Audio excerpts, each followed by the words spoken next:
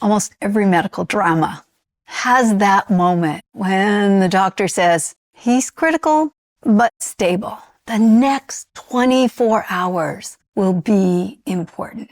The surgery may be over, but recovery is not guaranteed. The same is true for your organizational change efforts. You may have launched the system, rolled out the new process, delivered the training, and closed the project. But that doesn't mean the change is stable.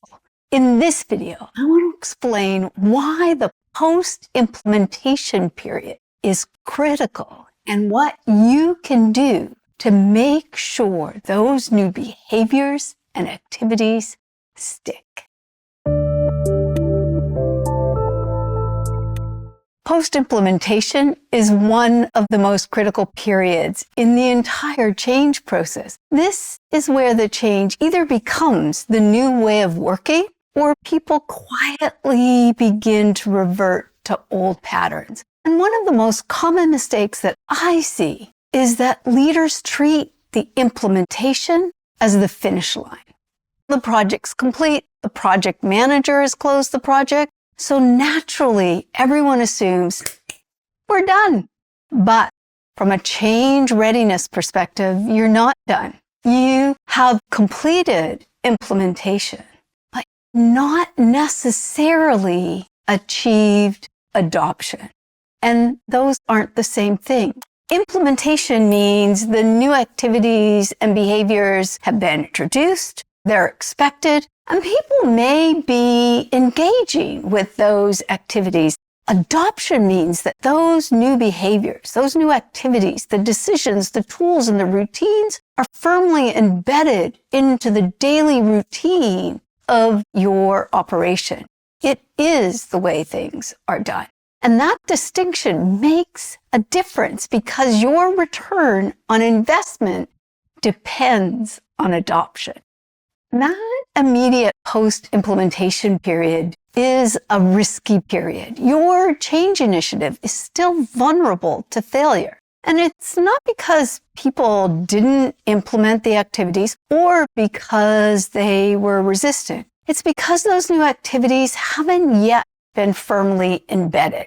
During implementation, people are engaging in those new activities or behaviors, but they're not yet stable or comfortable. People are still learning how to make those new activities or behaviors work in real time. They're unlearning old patterns while in the middle of competing priorities, deadlines, habits, and pressure. One company spent months tweaking a new system that users said didn't work, so that in the end, it worked just like the old, but cost more and was less efficient. It's easy to label and dismiss all of this as resistance, but it's not. It's a signal that the new way has not yet been embedded. That's why this post-implementation period matters. It's the period where those new activities are either reinforced and embedded into your operation or quietly absorbed back into the status quo. It's also one of the limitations of taking a project-centric approach to change. Project management is important. It gives structure, timelines, deliverables, accountability, and a completion criteria. But the project often ends when implementation is complete. The change recipient's experience does not. For the people expected to work differently, implementation is not the end. It's often the beginning of the hardest part of the change.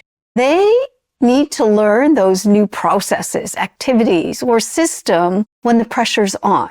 They need to build their confidence in real time with a new tool or activity and unlearn old routines. That's why I advocate so strongly for a change recipient-centric approach, because the question can't be simply, did we implement the change? The question needs to be, are people ready? Are they feeling confident and capable to work in the new way consistently? That's where you're going to get your return on investment.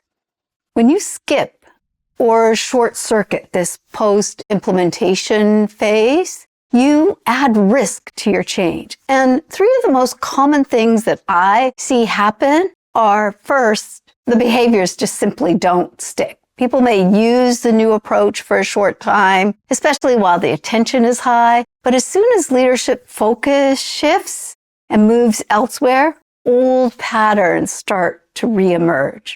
Second, workarounds become normalized. People don't openly reject the change. Instead, they quietly find ways to get around those activities, to get back to their comfort zone so that they can work in more familiar ways.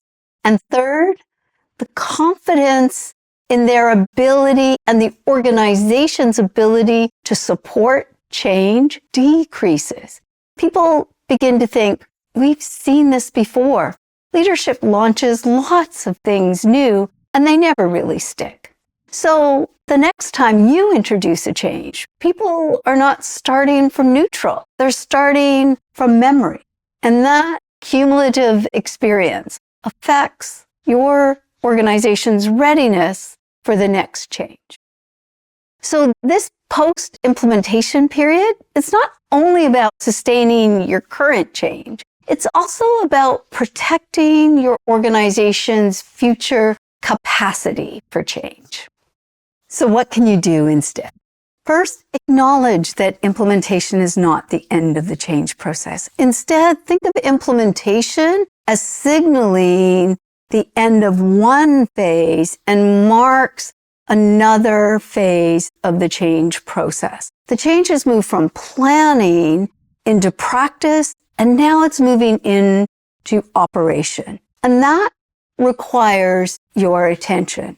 So a helpful question to ask when you're building your transition plan is to ask, what is needed in this post-implementation phase for those new activities, that new system to become the normal way we work? That question leads to the second thing, and that is to build post-implementation activities into your transition plan at the beginning. Too often, this period is treated as an informal follow-up. But if adoption matters, then the activities that support adoption need to be planned, resourced, and visible. So this can include things like manager check-ins, reinforcement, additional conversations, peer support, office hours, maybe some targeted coaching, workflow reviews, problem-solving sessions, or intentional pauses to figure out what is working and what is not working. Your goal here is to create the conditions for those new activities to become embedded. 3 questions that can be helpful when you're building your transition plan to account for this post-implementation period are: what support will people need after we go live?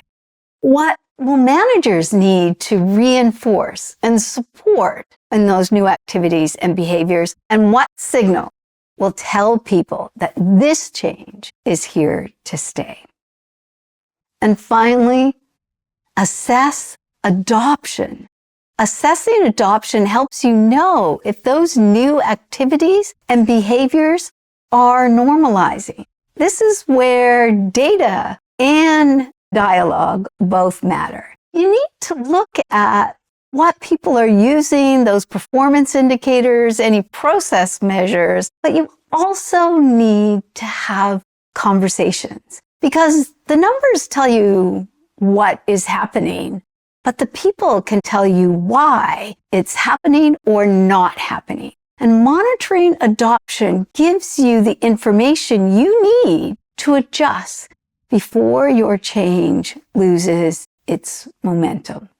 So if we go back to that medical drama metaphor, implementation is like the moment when the immediate procedure is complete. and that matters. But it doesn't mean the patient is fully recovered.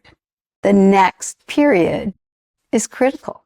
You monitor, you support, you watch for complications, and you respond quickly when something is not stabilizing. Organizational change requires the same discipline. After implementation, the change is often in that critical but not yet stable state. Move too quickly, and you risk losing the very outcomes you were trying to create. So the next time your organization launches a change, before you say it's complete, ask yourself, have those new activities and behaviors truly been adopted? Are they now the way things are done around here? Because you're not done when implementation is complete. You're done when those new behaviors, those new activities, the decisions become steady, sustainable, and part of how your organization works. And if you're leading a change right now, this is the question I'd leave you with. What support and activities have you built into your plan for that post-implementation period that will help you create stable, sustainable change? Thanks for watching. If you found this helpful, subscribe for more practical strategies for leading change without resistance. And if your organization is implementing change and you want to make sure it sticks, reach out. I'll be happy to have a conversation about how to build readiness before, during, and after implementation. Bye for now.